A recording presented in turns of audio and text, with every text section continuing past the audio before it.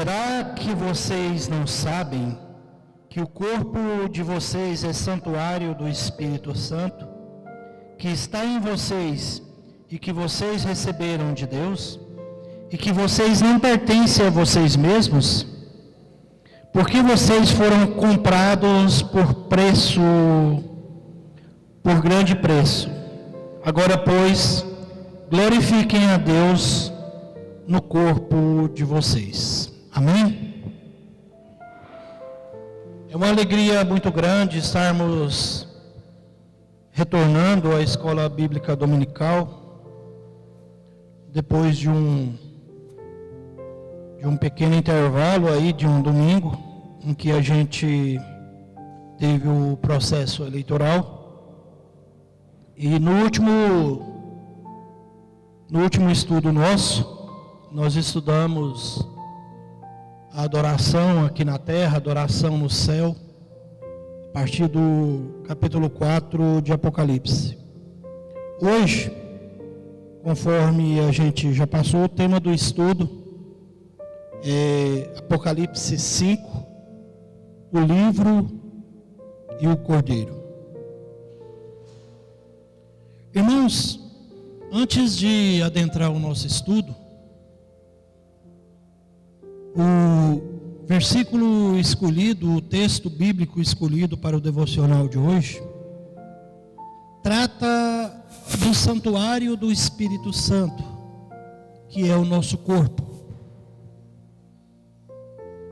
E essa passagem bíblica, ela explica muitas coisas, inclusive algumas dúvidas, porque tudo aquilo que vai estragar o seu corpo, tudo aquilo que vai contaminar o seu corpo, tudo aquilo que vai manchar o seu corpo, ele deve ser evitado. Eu fico imaginando você na sua casa, e aí começa a fazer barulho no telhado. São alguns adolescentes, rapazes que estão lá fora, jogando pedras no seu telhado. Estão ali de fora jogando pedras, e você então descobre que está ali quebrando telha, está quebrando o seu telhado, está estragando ali a estrutura da sua casa, a casa que você comprou, que você suou, que você construiu. Então você abre o portão e vê aqueles adolescentes, aqueles jovens, aqueles meninos jogando pedra no seu telhado. A primeira reação sua é de repreender estes que estão jogando pedra no seu telhado, porque aquilo ali é uma coisa que pertence a você. Da mesma forma, o Espírito Santo de Deus, quando vê você fazendo alguma coisa errada com seu corpo, ele também tem a mesma reação que você teria ao ver alguém jogando pedra no seu telhado, ao ver alguém quebrando o seu vidro, a sua vidraça, jogando pedras na sua vidraça. O Espírito Santo também sente quando você faz alguma coisa com o seu corpo, quando você contamina o seu corpo, quando você faz com que o seu corpo não seja usado para a glória e para a honra de Deus. O apóstolo Paulo está dizendo da imoralidade sexual dos coríntios, e está repreendendo os coríntios que mesmo depois de convertidos, saíam fora da igreja e partiam para a imoralidade sexual, manchando dessa forma, maculando dessa forma o seu próprio corpo, e dessa forma fazendo com que o Espírito Santo entristecesse. Quando escreve aos Efésios 5,18, Paulo vai dizer: não embriagueis com bebida, com álcool, Mas acima de tudo, embriagueis com o poder do Espírito Santo de Deus. Mas Paulo também está dizendo que ao ingerir o álcool, ao se embriagar, você está estragando algo que não é da sua propriedade. Você está estragando algo que foi comprado com preço alto. E essa compra não foi com prata, não foi com ouro, que são perecíveis. E Pedro vai dizer isso para nós. Essa compra foi feita mediante um material raro e caro, chamado o sangue do Cordeiro de Deus. Portanto, esse corpo não nos pertence, mas ele pertence a Deus como o templo do Espírito Santo de Deus. Quando saíram do Egito, o povo de Deus imaginava a concretização da sua espiritualidade.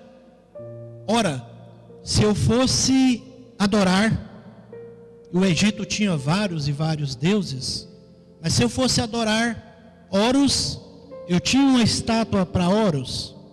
Se eu fosse adorar o deus Ra, eu tinha uma estátua para o deus Ra.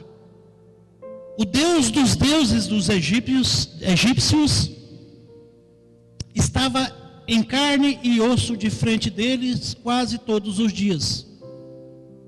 Porque o Deus dos deuses dos egípcios era o próprio imperador.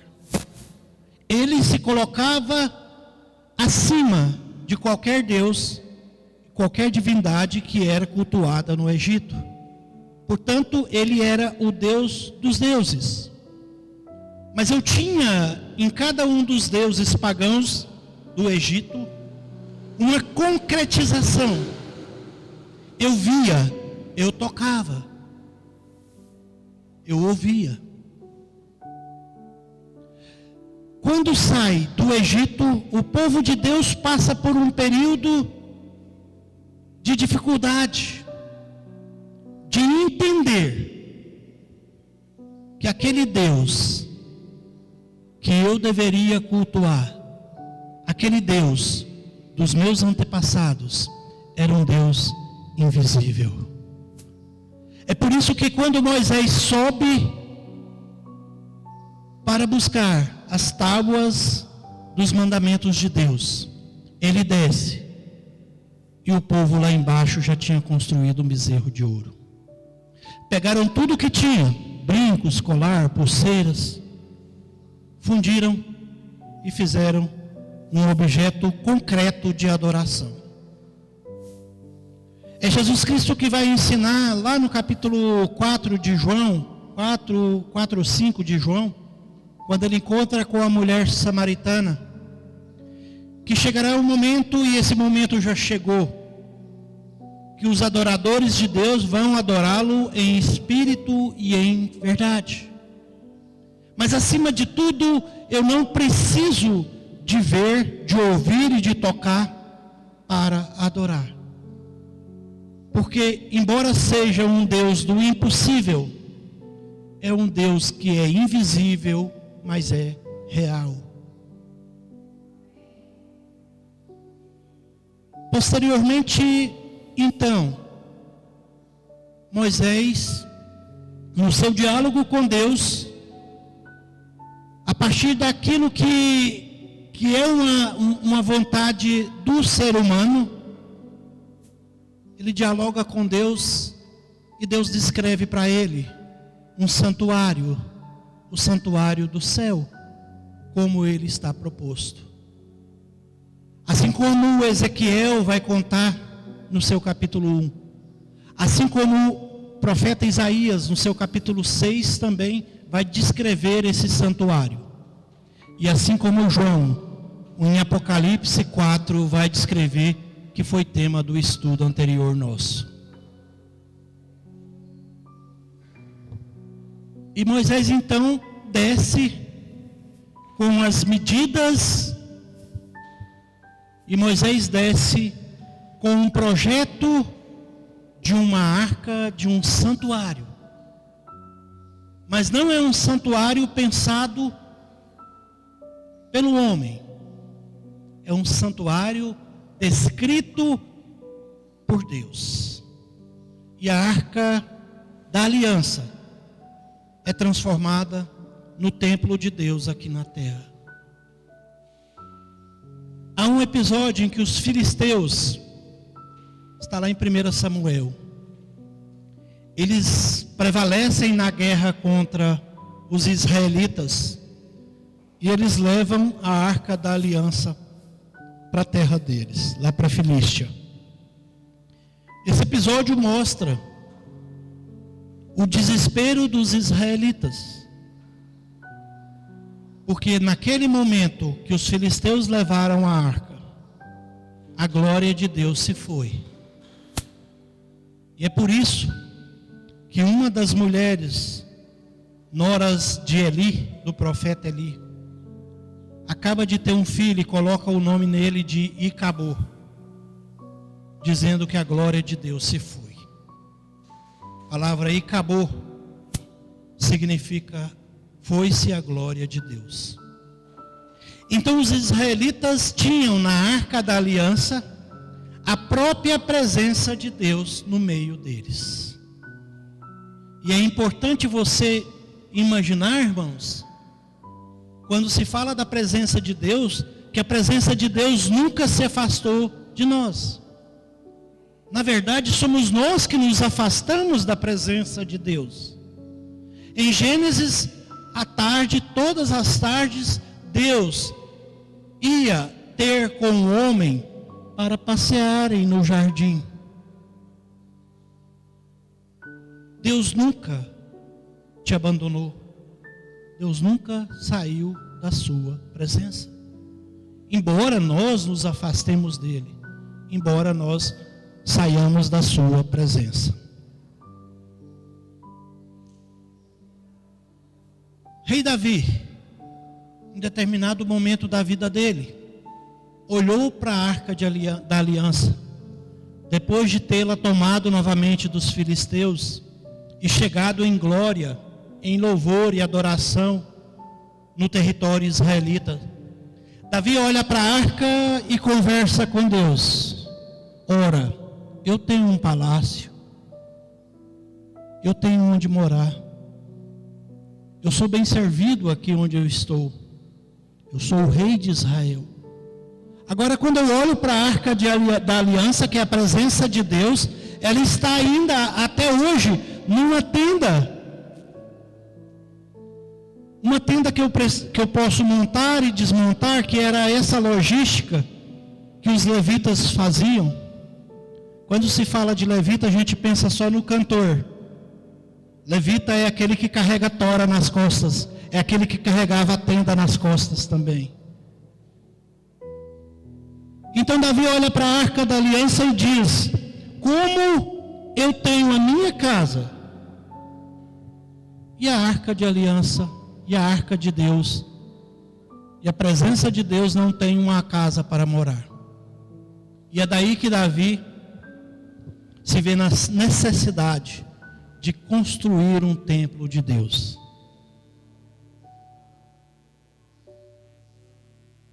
Ora, o templo de Deus não vai ser construído por Davi, porque em diálogo com Deus, Deus vai dizer para Davi: por essas suas mãos já passaram muito sangue inocente.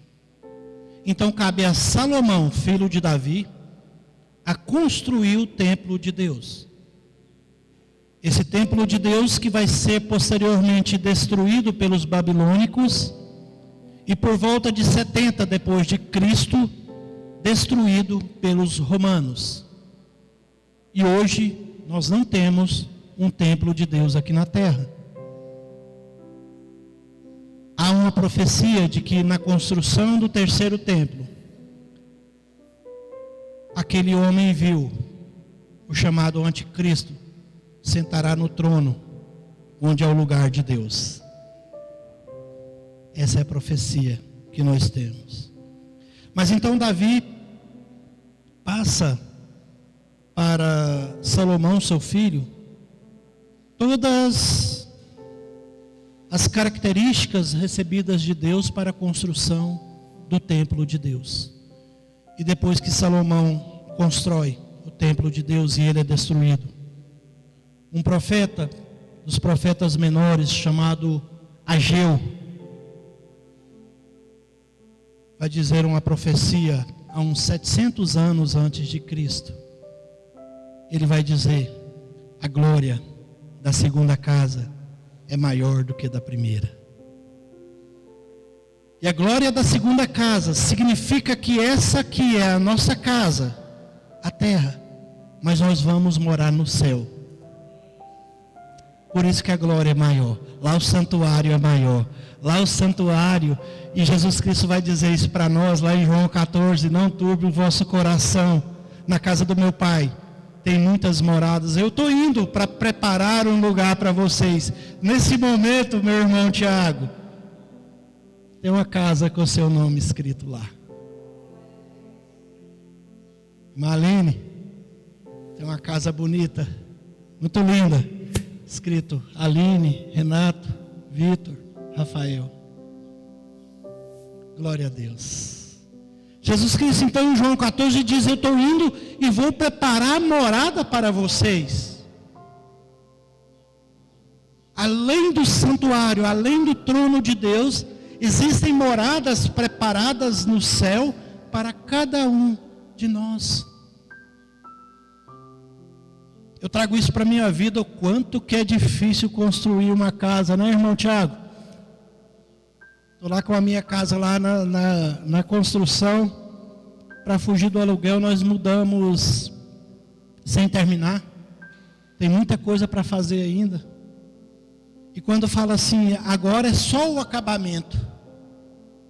Aí você olha, esse acabamento que é o mais difícil. Se falasse assim, agora é só a fundação, aí ficaria fácil. Mas quando fala, é só o acabamento, meu irmão, eu vou te dizer. Aí nesse só o acabamento, irmão Cícero sabe disso.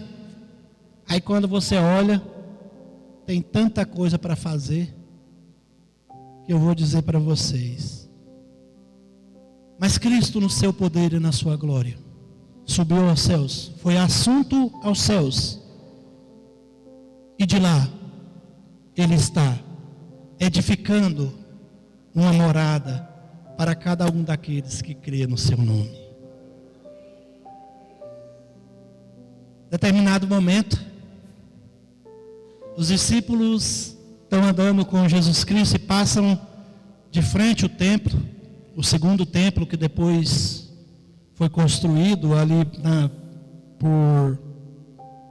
pela missão de Esdras, né? Neemias reconstruiu as muralhas e Esdras teve a função de reconstrução do templo de Deus. Esse segundo templo, que depois vai ser destruído pelos romanos por volta de 70 depois de Cristo. Então nós temos duas destruições do templo. Primeiro pelos babilônicos, depois pelos romanos. Quando eles estão passando, Jesus e os discípulos ali pelo templo, os discípulos dizem para Jesus: olha que coisa bonita, né? Esse templo lindo, né? Aí Jesus fala aquela famosa passagem que ele diz que ele pode destruir aquele templo e construí-lo em 3 dias. Então eles olham para Jesus, principalmente os fariseus, e vão dizer: mas ele está querendo destruir o nosso templo. E esse é um dos motivos mais para odiar Jesus Cristo. Porque estavam pensando num rei aqui na terra que destronasse o Império Romano. Estavam pensando num rei aqui na terra que fizesse com que o Império Romano se rendesse a Israel. Mas Jesus Cristo demora muito a fazer-se entender pelos seus discípulos e pelos israelitas. Porque Jesus Cristo diz para eles: e meu reino não é daqui. Mas eles não entendem, não entra na cabeça deles que o Rei da Glória chegou no seu reino e os portões se abriram para que ele entrasse no seu reino, no céu. É por isso que o Salmo 24 vai dizer: quem é esse rei? Quem é esse rei da glória? Quando os anjos perguntam e se responde: o rei da glória é ele, o Senhor dos exércitos, aquele que venceu a morte e chegou aqui agora no céu. Ele está aqui no trono de Deus, onde sentará à direita de Deus Pai Todo-Poderoso. Esse é o rei da glória. Então Jesus Cristo está dizendo da reconstrução do templo em 3 dias. E é o que acontece com ele. Esse templo chamado corpo, em 3 dias, da sexta até o domingo, ele é destruído e reconstruído. Mas ele não é reconstruído a partir de uma perspectiva humana. Ele é reconstruído a partir de uma perspectiva espiritual. Agora nós temos uma nova orientação. Paulo está dizendo aqui, em 1 Coríntios 6, 19: não sabeis que o seu corpo é o templo de Deus. Agora nós temos um terceiro templo. Esse terceiro templo é o seu corpo. Esse corpo não vai ser destruído pelos babilônicos. Esse corpo não vai ser destruído pelos romanos. Esse templo de Deus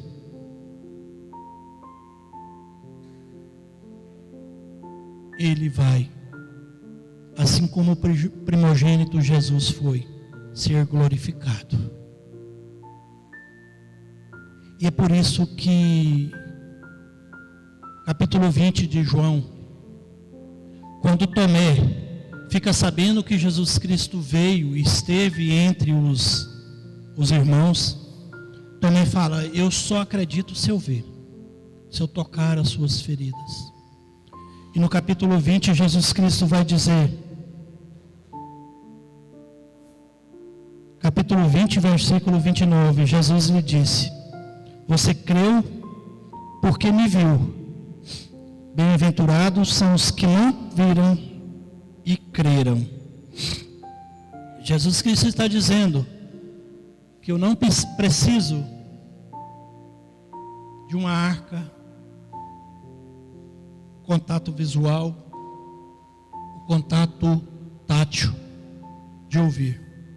Jesus Cristo está dizendo que aqueles que não viram e creram são bem-aventurados. Amém? Bem-aventurados são aqueles que não viram, mas creram.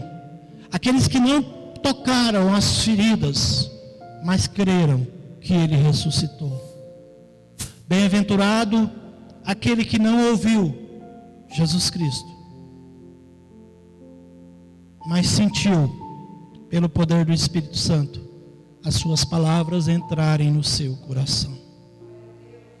Bem-aventurado aqueles que sentiram o poder do Espírito Santo convencendo o seu coração do pecado, do juízo e da justiça de Deus. O livro e o cordeiro. Capítulo 5 de Apocalipse, versículo 1. Vi na mão direita daquele que estava sentado no trono um livro em forma de rolo, escrito por dentro e por fora, e selado com 7 selos. Vi também um anjo forte que proclamava com voz forte: quem é digno de quebrar os selos e abrir o livro? Ora, nem no céu, nem sobre a terra, nem debaixo da terra, ninguém podia abrir o livro, nem mesmo olhar para ele.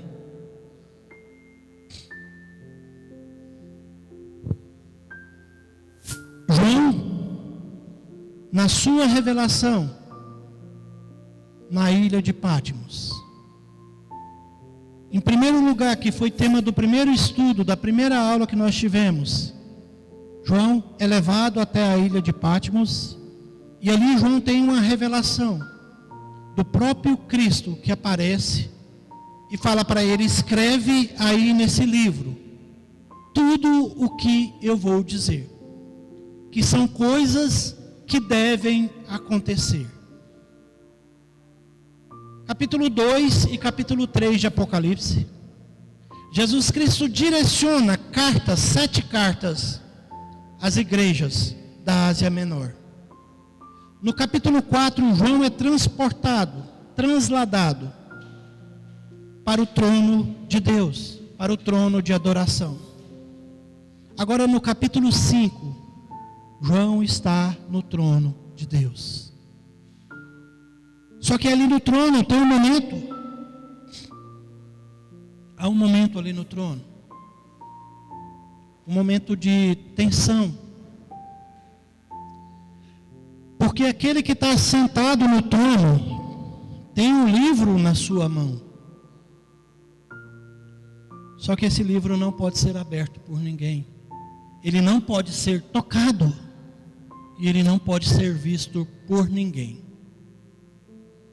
Nem no céu, nem na terra, e nem debaixo da terra. Acontece então que no próximo versículo, versículo 4, João revela: e eu chorava muito, porque ninguém foi achado digno de abrir o livro, nem mesmo de olhar para ele. Então um dos anciãos me disse: eu chorava muito. É um momento de tensão, porque João está de frente ao trono de Deus, e aquele que se assenta no trono, Deus Pai Todo-Poderoso, tem um livro na mão, mas ninguém pode abri-lo. Que livro é esse? E por que João chora? Esse livro que está nas mãos de Deus, ele não pode ser aberto por qualquer um, porque ele é o livro da vida. E somente aquele que tem a vida pode abrir o livro. O livro da vida só pode ser tocado, só pode ser visto, só pode ser aberto por aquele que é o dono da própria vida. Então João chora muito, irmão Cícero. E a palavra usada para chorar muito aqui é aquele de clamar, aquele de chorar alto mesmo, aquele de você ouvir os gritos. Ele chora para se na esquina, alguém está lá na esquina, está ouvindo João chorando. Ele clama alto, aos gritos, aos berros. Ele está chorando porque se ninguém for achado digno de abrir o livro da vida, não haveria vida, não haveria igreja, não haveria cristianismo, não haveria nós aqui hoje. E é por isso que João chora, porque João está vendo ali naquele momento, não o futuro, não o passado, não o presente, mas as 3 coisas ao mesmo tempo. Porque a gente imagina que Apocalipse é o livro do futuro, mas Apocalipse é um livro atemporal. Não tem tempo definido no Apocalipse. Então João está chorando porque se ninguém for achado digno de abrir esse livro, não há vida. Porque esse livro é o livro da vida. Porque esse livro que está na mão de Deus Pai Todo-Poderoso, aquele que se assenta no trono, se ele não for aberto, não haverá vida. Então, um dos anciãos que está ali no trono de Deus olha para João.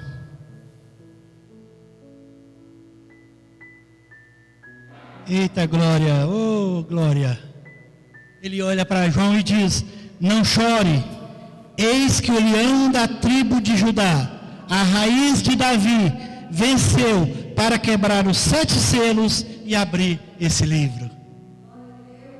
No céu, na terra, debaixo da terra, não se achou ninguém digno de abrir aquele livro, porque ninguém era digno de ter poder sobre a vida, mas um homem foi achado digno de abrir aquele livro, e aquele homem estava ali diante de João, com os cabelos brancos como neve, e os olhos dele iluminavam como luz, como fogo, e os pés eram como se fosse de latão batido, reluzentes. Aquele homem, que agora não é um homem no seu estágio humilhado, e nem mais um homem no seu estágio ressuscitado, mas é Jesus Cristo que venceu e agora está glorificado. O ancião olha para João e diz: esse é digno de abrir o livro. Esse é digno de olhar para o livro, de tocar o livro, de quebrar os 7 selos do livro e abrir o livro da vida. Se você está aqui hoje, é porque Jesus Cristo abriu o livro da vida. E tem mais uma coisinha. Tem mais uma coisinha para dizer para vocês. Ele não só abriu o livro da vida, mas ele escreveu nesse livro da vida o seu nome, o nome da sua família. Está tudo escrito aqui nesse livro. Esse é o livro que é aberto por aquele que é digno de abrir o livro da vida, aquele que é o dono da vida, porque só pode abrir, só é digno de tocar, só é digno de olhar, só é digno de abrir os 7 selos do livro, aquele que é o dono da vida, aquele que tem a vida, porque esse é o livro da vida.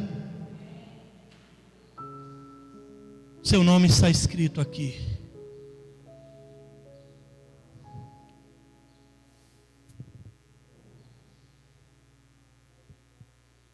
Alguém arrisca a dizer com que ele escreveu o seu nome aqui?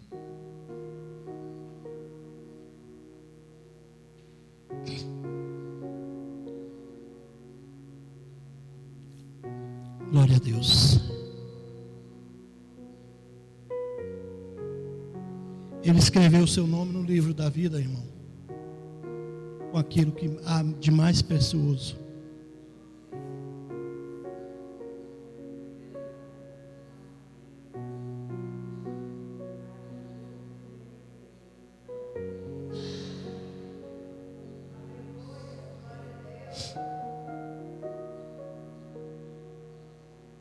Jesus Cristo escreveu o seu e o meu nome no livro da vida, o elemento mais precioso dessa terra. Supera o ouro e a prata. Escreveu seu nome aqui com o sangue dele. A tinta usada para escrever o seu nome no livro da vida foi o sangue do Cordeiro. É por isso que precisamos perseverar até o final. Porque independente de qualquer dificuldade, independente de qualquer coisa que estejamos passando, o capítulo 5 de Apocalipse nos dá uma grande revelação. E é por isso que o livro chama Apocalipse, que quer dizer revelação. E a revelação que eu tenho aqui no capítulo 5 é que tudo em volta está do trono. E aquele que se assenta no trono, o nosso Pai, o nosso Deus Pai Todo-Poderoso, Ele está no centro de tudo. E independente do que você está passando na sua vida, a revelação que nós temos aqui no capítulo 5 é que Deus não perdeu o controle, porque Ele está no centro de tudo. Deus não perdeu o controle, Ele não perde o controle. Às vezes nós perdemos, mas Deus não perde. revelação que eu tenho é que, embora tenhamos muitas demandas, muitas aflições, Deus, aquele que se assenta no trono, está no centro de tudo que nós passamos. Vai vir tempestade, vai vir vento forte, vai vir chuva de granizo, mas Deus está no centro da nossa vida. Porque a revelação é essa. Jesus Cristo não só deixou-se destruir com o seu templo humano, mas ele reconstruiu um templo glorificado. E aquele que se assenta no trono, ele faz de você um templo. E você hoje é o templo, é o próprio templo do Espírito Santo de Deus. Não há dificuldades,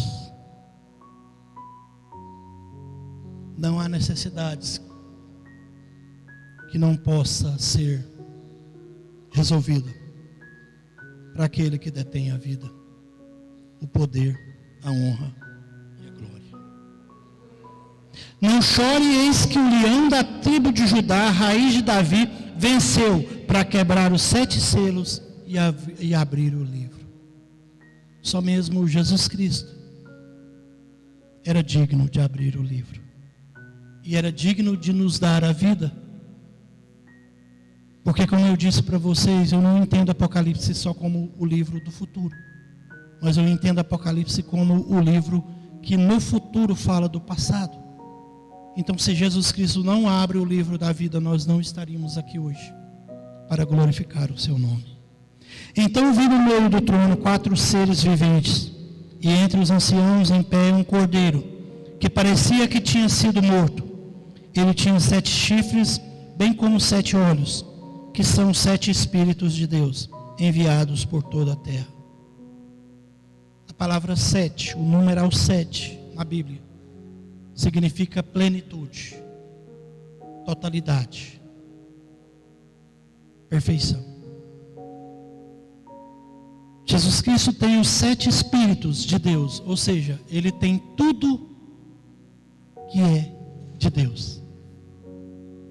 Me levando a crer que quando Ele diz para um dos seus discípulos lá em João 14, um dos seus discípulos pergunta para Ele: Senhor, mostra-nos o Pai. Filipe, João 14, 8. Filipe diz para ele: Senhor, mostra-nos o Pai, e isso nos basta. Jesus respondeu: há tanto tempo estou com vocês, Filipe, e você ainda não me conhece? Quem vê a mim, vê o Pai.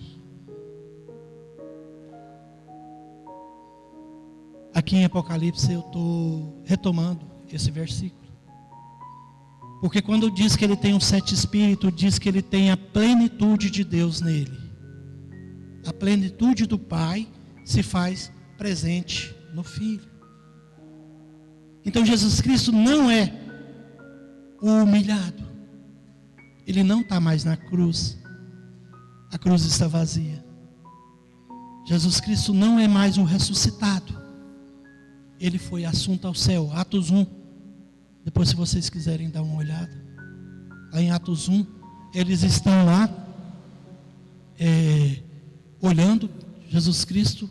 De repente uma nuvem vem e cobre Jesus Cristo. E aí 2 homens vestidos de branco estão lá: Galileus, o que vocês estão olhando? Da mesma forma que ele subiu, ele descerá. Jesus Cristo então não é mais o humilhado no seu primeiro estágio. Jesus Cristo não é mais o ressuscitado no seu segundo estágio. Mas agora João está vendo Jesus Cristo glorificado. E a feitura do Pai. Jesus Cristo tem a plenitude do Pai nele. Jesus Cristo agora, com 7 Espíritos, Ele detém a plenitude do Pai Todo-Poderoso. O cordeiro foi pego. O cordeiro foi e pegou o livro na mão direita daquele que está sentado no trono. E quando ele pegou o livro, os 4 seres viventes, os 24 anciãos, se prostraram diante do cordeiro, tendo cada um deles uma harpa e taças de ouro, cheias de incenso, que são as orações dos santos, e cantavam um cântico novo, dizendo... Estavam ali com as taças cheias de incenso, lá no trono de Deus. E o que eram essas taças? O que era esse incenso? A palavra de Deus está dizendo que as taças de ouro cheias de incenso eram as orações dos santos. Cada vez que você ora, uma taça de ouro lá no trono de Deus vai enchendo, vai se enchendo, vai se enchendo. Existem várias taças de ouro cheia de incenso no trono de Deus.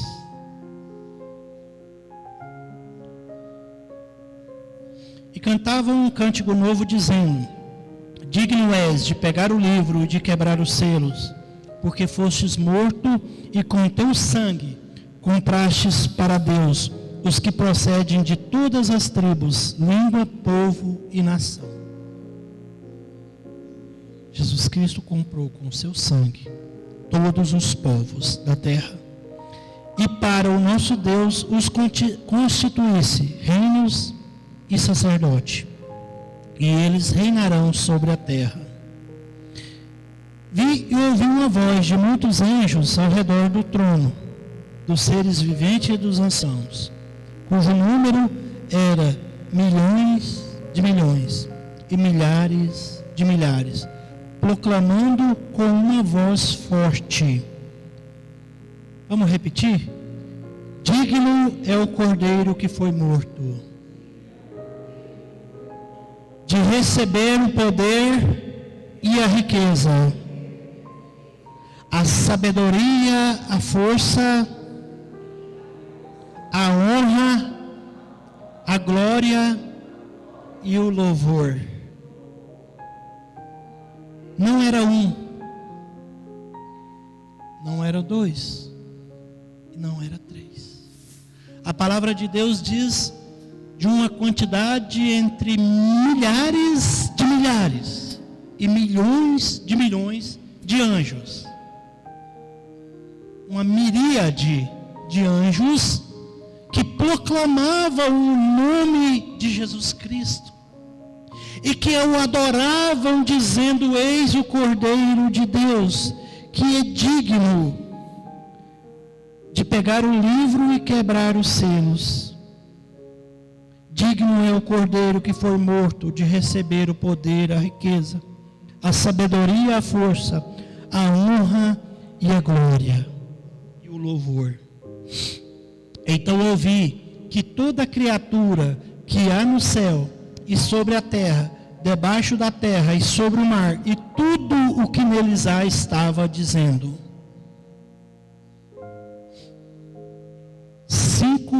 Capítulo 5 de Apocalipse, versículo 13, está dizendo que toda criatura que há no céu e sobre a terra, e debaixo da terra, e sobre o mar, e que tudo o que nele há, estava dizendo.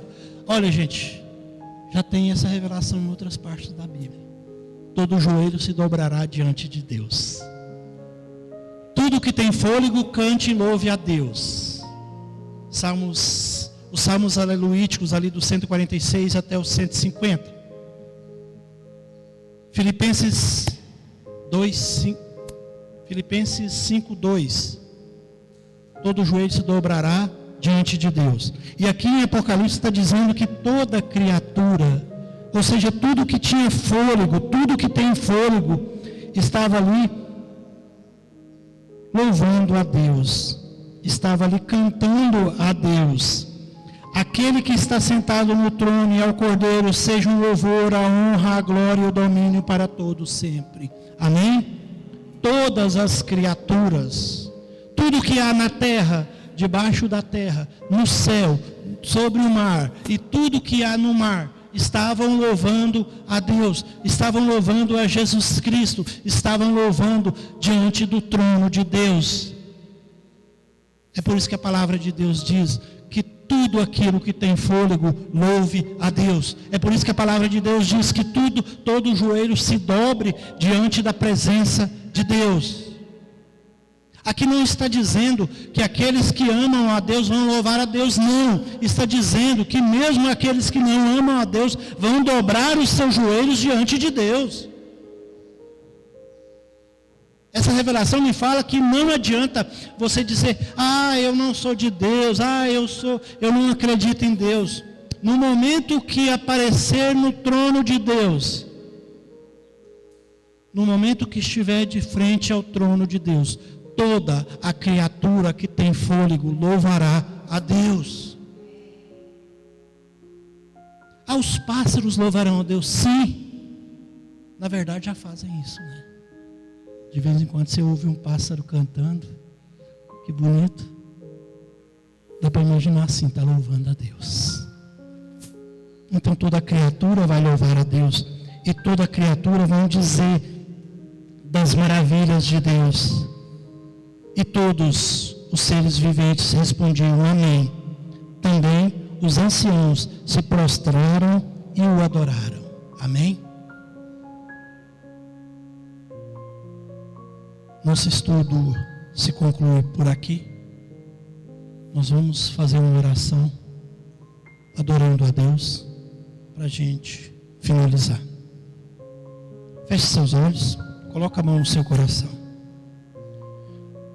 Deus Pai Todo-Poderoso, toda honra e toda glória sejam a Ti.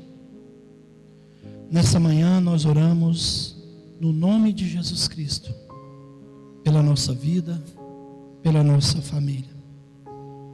Senhor, que sejamos fortalecidos e capacitados, para que nós possamos, Senhor, receber diante de Ti as Tuas maravilhas, que possamos compreender, que possamos entender do verdadeiro louvor, da verdadeira adoração, e que possamos adorá-lo, Senhor, em espírito e em verdade. Que possamos, Senhor, compreender que o Senhor está no centro da nossa vida, que o Senhor está no centro da nossa família, e que o Senhor é o centro da igreja. Que possamos compreender que toda honra, toda glória, toda riqueza, todo poder pertence ao Senhor. Que possamos compreender em Jesus Cristo, o nosso Salvador. Que possamos compreender em Jesus Cristo, o dono da vida, aquele que se doou a si mesmo por nós, aquele que com seu sangue me comprou e comprou a sua igreja com um preço alto, para que possamos, enfim, darmos glória e louvor em Teu nome. Em nome do Senhor Jesus, nós estamos aqui nessa manhã, pedindo força, pedindo capacitação, para que cada dia mais possamos falar e levar o Evangelho de Deus, o Evangelho da salvação, a todas as pessoas, a todas as criaturas. Que a gente possa começar cada dia mais a nos estruturar para perseverarmos até o fim e podermos receber a coroa da vida e termos o nosso nome escrito no livro do Cordeiro. Amém.